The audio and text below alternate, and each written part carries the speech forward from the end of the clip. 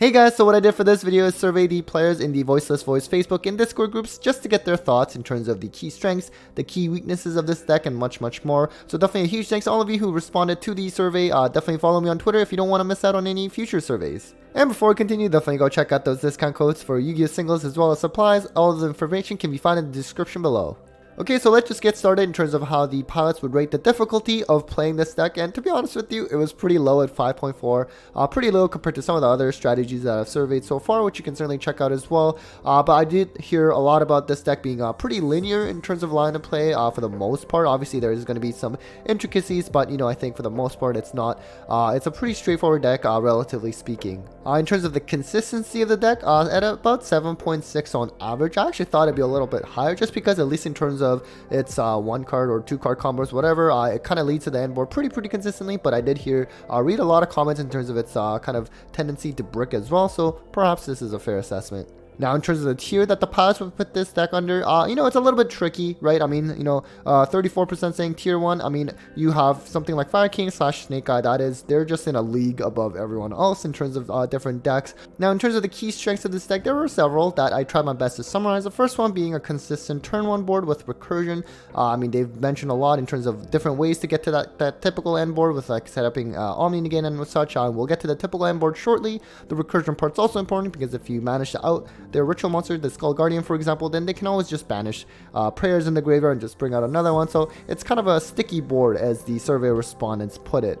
There's also minimal extra deck requirements, which means they have a lot of flexibility in terms of, let's say, super poly targets. They tend to play super poly in the main or at the very least like the side, and you can play not only Garura and, let's say, I don't know, Mud Dragon, but you have some other kind of more niche targets like, let's say, Earth Golem, Ignister. So I think that's flexibility is always nice. They did mention a lot of non-engine space. I mean, technically, I think arguably we're in a sort of format and the game has evolved where a lot of decks actually have a lot of non-engine space, right? So I wouldn't really say this is a very big strength that's unique to Voiceless Voice per se, but at the very least they do have that flexibility. And then a lot of players did mention its ability to play through hand traps, but then once you get to the weakness section, they also say this deck can just lose the single hand trap sometimes. So you know what, it's a little iffy, but usually that is a pretty common response I get with these kind of surveys. Now, in terms of the deck's ability to set up its turn 1 board, the players put it at around 8.5, 10 being, the strongest essentially. So I think the rating is basically, I think it more so reflects how consistent it can get to its end board, just because its end board is actually pretty minimal, right? In terms of like Omni Negate, potentially a pop, and again, we'll get to that shortly. So I think that's where it's coming from, but in terms of its like actual oppressiveness of the turn 1 board, I don't think it's really, of course, at that level of, let's say, like Fire King, Snake Eye, where it has so many layers of interruptions. I mean, Voiceless Voice is still pretty solid, but I think it's more so reflecting its consistency. In terms of its ability to go second, this is a weakness that I've heard a lot actually from the Voiceless Voice players, like my own locals for example, and they actually put it pretty low, just under 6, and just having not a lot of ways to like break boards basically, at least within engine, but just having to rely on non-engine only. Now, in terms of the typical end board that this deck ends with, so for the most part, I think the most common one is the Skull Guardian Omni Negate. As long as they have the low on the field, you have the continuous spell and barrier, which provides like kind of like a battle protection, but also targeting protection as well, which can be pretty good. And then of course the regular Soravus, which kind of like floats into, let's say, the ritual Soravus, which can kind of serve as like a summon negate, and they can get to this pretty easily. And then of course you can also consider the trap effect of being able to pop a card as well. So this is kind of like the most standard things that you have to be mindful of. And on top of that, of course, they do play a decent amount of hand traps, so you're gonna have to consider that. Post side, they also tend to play a lot of Floodgates as well, so you also have to need to account for that too. Now, in terms of the hand traps that are played by the opponent that is most impactful against Voiceless Voice, so you can kind of see this as like a siding guide as well. And we have Shifter being number 1. Not too surprising. Realistically, this is going to apply to most decks out there. I mean, the survey respondents, they did mention a lot of ways maybe they can still play around Shifter a little bit, but I think for the most part, it's just those kind of lingering effects. Really hard to play for most decks. Bestial Crow is a very common one. Again, something like low especially, just being able to prevent that from coming back is really strong, but even like a Saphir Ritual Summon, being able to stop that is also kind of nice as well. I guess also in terms of Crow, it can also get rid of like the Prayer's Engrave, which will prevent the opponent being able to kind of like float back into another ritual monster. Droll, I think, is still pretty good. You know, it's something that I'm sure if you have the space for it, you might as well side against them. You know, but I think against with some hands, they can still set up kind of like their typical end board anyways, but just something to consider. It's not an unnecessary turn ender as some may believe. Bell, I think, also is another one where it can be good, but I think a lot of the players were talking about how they can typically chain block Bell a lot of instances. I mean, you know, Bell against like something like, I don't know, Dynamondo can be really strong too, but you know, it is still a pretty decently popular card right now. Ash is a little bit tricky, I find. I guess, I don't know, what do you Ash, like Barrier, or let's say something like Pre-Prep if they start with that. You also have to account for the fact that, you know, a small number of Voiceless Voice players are also on like the branded stuff, and branded fusion is a huge Ash bait as well. Ghost Ogre is kind of interesting on, let's say, something like Barrier, but realistically, no one's playing Ghost Ogre right now, but that is something to consider, especially, I guess, if you're playing some kind of like Psychic kind of deck and you play E-Tele, you can always tutor out Ghost Ogre as well. Imperm Veiler, they were talking about, you know, targeting protection, you know, you do have Ceravis, but again, of course, depends on the hand. Sometimes they can actually be impactful, and then something like Nibiru Lancia really doesn't come up.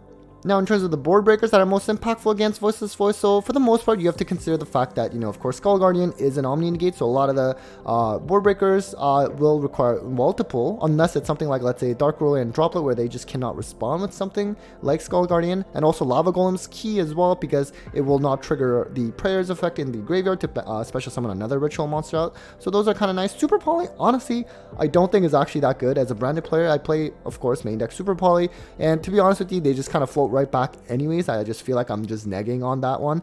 At the same time, I guess if you're in particular to branded, if you have loss up, then sure it could work, but realistically, how is that going to survive? Because they have an Omni Negate for the loss, or they also potentially have the trap to pop the loss as well. So for the most part, I don't think Super Poly is all that amazing. Depends on the state though. Feather Duster, Cosmic Cyclone, just getting rid of their back row is pretty nice, especially barriers, which can provide that targeting protection slash battle protection, which can honestly come up as well when Skull Guardian's like 4,000 plus attack. Kaiju, kind of similar lines of Lava Golem, but of course, Lava Golem much better, being able to out multiple monsters at once, and then evenly match. As long as you can bait the Skull Guardian out, it can be pretty devastating, because, you know, again, you can out all their back row or whatever. They may also have Floodgates, especially post side, right? So kind of nice to have, but for the most part, those are the best board breakers. Lastly, in terms of Floodgates, you know, they put D-Fissure, Macrocosmos along the likes of, you know, Shifter being impactful. Of course, this is also going to be kind of similar. D-Fissure at the very least is only for monsters. They can at least get like the ritual spell into the grave. They did mention that. Dimensional Barrier, turns out you can still call ritual too. Of course, there's like Pendulum as well, which are kind of the more forgotten parts of D-Barrier, because lately it's only been just like Exceeds for Pearly as well as Fusion for Branded.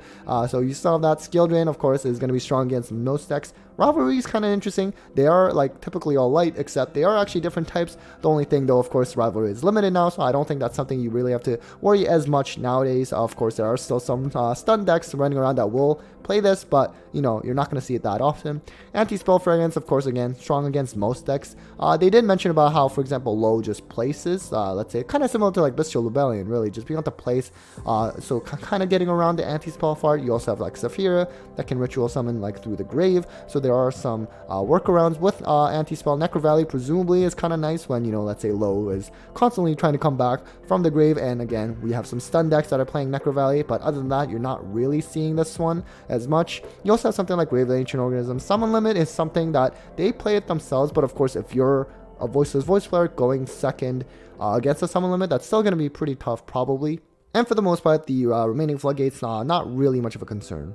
And lastly, to summarize the key weaknesses of this deck, the first one that kept getting mentioned was just Low getting banished in some capacity. We talked about Bestials, we talked about Crow, and that is of course because Low not only provides like the recursion, but you know, Skull Guardian does need Low on the field to be able to serve as that Omni Negate.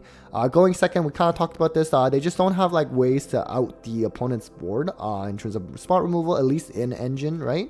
Low ceiling was brought up quite a lot too, actually. That one is interesting. I'm not sure if they're referring to this, at least for now, just because, you know, they are getting some further support later down the road, but for now, perhaps the ceiling is not quite high. They also mentioned tendency to brick. To be honest with you, though, I do see this in most decks that I've surveyed, so not really unique to Voiceless Voice, but they did mention, you know, there's a lot of cards on their own that just don't do anything in this deck, just being a ritual deck. That's kind of like second nature.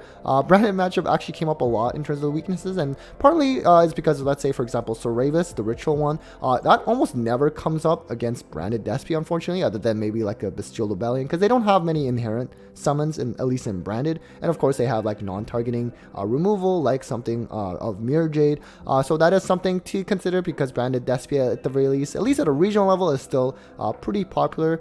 So those are some of the weaknesses that the Voiceless players mentioned so far.